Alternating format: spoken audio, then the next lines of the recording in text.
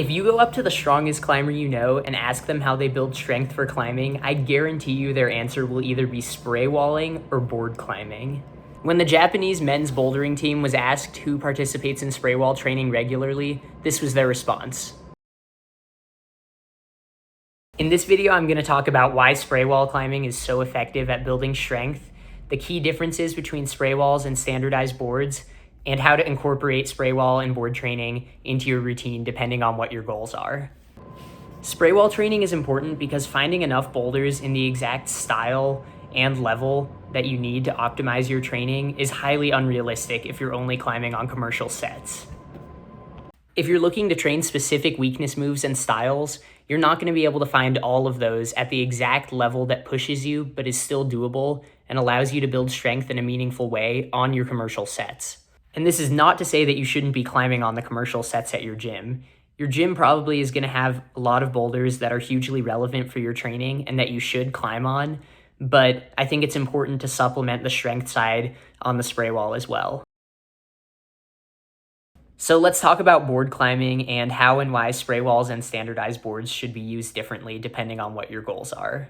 Boards are a category of spray wall that have become hugely popular in recent years, especially in the US. There are a few key differences that distinguish a standardized board from a traditional spray wall. The biggest difference is that since boards are standardized, you have a huge database of boulders from people all over the world that you can try. Another difference is that most standardized boards have either very few or no macros at all. This is for a variety of reasons, including but not limited to cost efficiency, space efficiency, and the companies that make boards mainly just use holds that they produce on the boards instead of using a range of different brands of holds. So depending on what your goals are and what you're training for, the amount that you'll train on spray walls versus boards is going to differ. I think that standardized boards are optimized really well for outdoor climbing because they're super crimpy, which you're seeing a lot more crimps outside nowadays than you are in competitions. And the fact that the holds aren't from a specific brand doesn't really matter because when you're outdoor climbing, you're not seeing the same hold twice ever on two different rocks. And having that database of climbs is super useful. For comps, I prefer training on a good spray wall because it's nice to have that specificity of having bigger macros and holds that you'll actually see in comps. And it's a lot more natural to set comp movement with more comp-specific holds. Regardless of what your goals are, I still think it's good to do some spray walling and board climbing. Just change the amount depending on what you're working towards.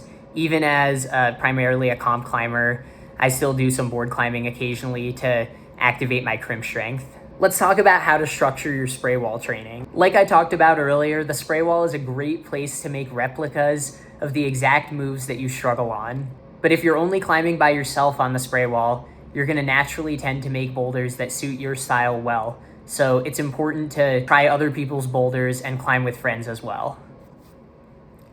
During COVID, I was climbing only on a home wall by myself and primarily climbing routes that I set for myself. My training ended up being super skewed towards the styles that I like to set, and this is a super easy trap to fall into. This is why it's important to climb with other people and have sort of a spoken word-of-mouth database of climbs between you and your friends.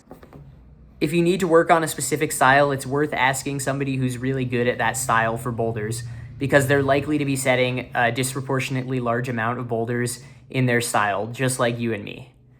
The two main ways to build strength training on the spray wall is to either do a slightly higher volume of things very slightly below your limit or project things very close to your absolute limit. It's easy to fall into the trap of doing just one of these but not the other, but I think it's really important to have a mix of pure limit moves and a slightly higher volume of slightly sub-limit moves.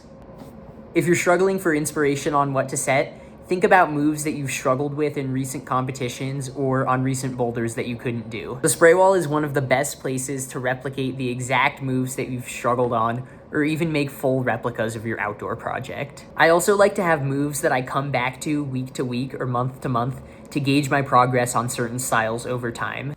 If you take anything away from this video, it should be that spray wall and board training are not an optional thing to include in your training plan. If you want to be leveling up your strength as fast as you can, you need to be getting on the spray wall and the board. I think it's more useful than any amount of off-wall hangboarding or lifting.